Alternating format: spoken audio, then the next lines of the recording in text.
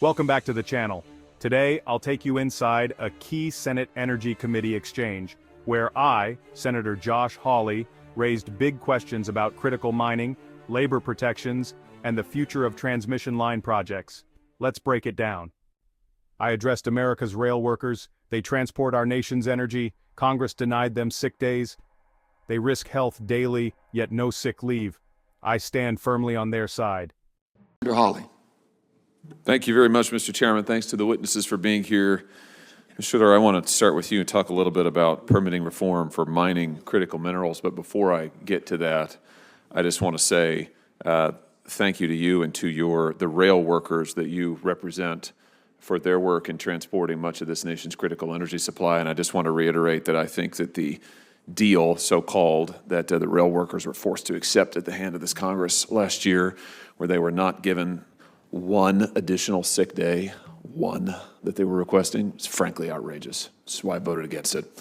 I would have amended it to include the sick days that the rail workers were looking for. And I think, frankly, the idea that the rail workers of this country, who risk their safety in many cases day in and day out, and certainly put their health on the line to provide for their families and do so much for our energy sector, couldn't have one additional sick day, while probably half of the federal government still isn't showing up to work because they're afraid they might get sick, is just frankly outrageous. So thank you for your advocacy on their behalf. I shifted the conversation to critical minerals, the backbone of our clean energy future. I asked about labor protections in U.S. mining. Our system isn't perfect, but it's far ahead of places like the Congo, where thousands of children work in mines. With union protections here, the case for a strong domestic supply chain is clear. My frustration with this administration is real. They're funding mining in the Congo, while denying permits for projects here in the U.S. That's just upside down. We need more good-paying union jobs here, not fewer. Realistic permitting reform can secure our supply chains and put more Americans back to work. If you find these breakdowns valuable, hit subscribe for more updates on jobs and our economy. Let me ask you about mining and critical minerals here in the United States. You're the president of a trade association that represents labor unions. Can you give us just a thumbnail sketch, and I apologize if you've already been asked this, but can you give us a thumbnail sketch of some of the protections that domestic workers here in the United States get for mining projects? So talk to us about the labor protections that we have in this country to help keep them safe. Well, as you know, the mining industry is one of the most union-dense industries. We have safety protections because of the fact that it is highly unionized, and we've been able to negotiate over time very strong protections in their union contracts. So let's talk about where much of the world's critical mineral supply comes from if it's outside of the United States, and that's Chinese mines in the Democratic Republic of Congo.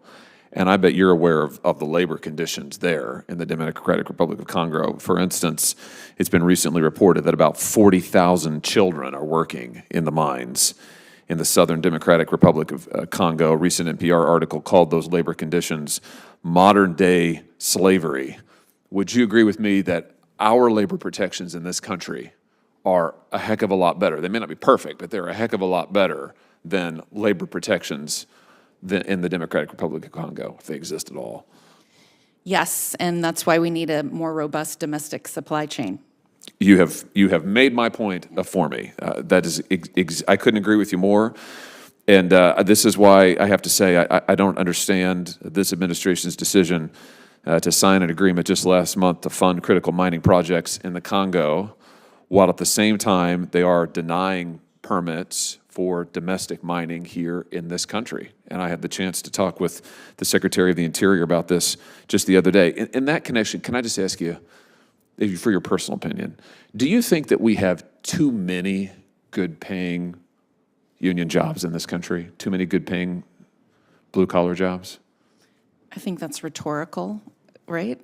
I would hope so. I would hope so, but I'm asking. You never have enough too many good union-paying jobs. Yeah, thank you. Well, I'm asking because when I raise this issue, specifically as it relates to opening up more mines in this country with our protections, creating more good-paying jobs in this country. The Secretary of the Interior told me last month that she pointed out to me that, well, there's 1.9 jobs for every American in the country, so there's a lot of jobs, and right now, we've got basically too many jobs. I just think that that's outrageous. I just think that's totally outrageous. We need more good-paying jobs in this country, which is why we need realistic, serious permitting reform that will make those jobs available, secure our critical supply chains, and get our workers back to work. Thank you for the work you're doing in that respect. In my few remaining minutes here, seconds rather, Chairman, already, I've hardly been on this committee, and already I have a bad reputation with the chairman. Yes, all right. I'm gonna try to stay within my bounds. I pressed the issue of transmission lines, especially the Grain Belt Express project crossing Missouri, Kansas, and Illinois. Who should decide on projects like this, states or Washington?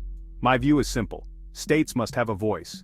Local farmers, ranchers, and communities deserve input, not a one-size-fits-all federal decision. Mr. Graham, let me just ask you about the Grain Belt Express. Are you familiar with this transmission project called the Grain Belt Express? Yeah. A company called Invariant, as you know then, has been trying to build, it's a wind energy transmission project, runs across my state, Missouri, Kansas, and Illinois. It has been subject to multiple steps of approval process in the state of Missouri, and I'm sure in the neighboring states, but I'm more familiar with Missouri. These are state-level agencies. My question to you is, do you think that states ought to have the authority in transmission projects like this to review and grant approval, or not? So now, I'm not going to get you in trouble by answering your question, right, Mr. Chairman? So absolutely, the states have a role and have to have a role.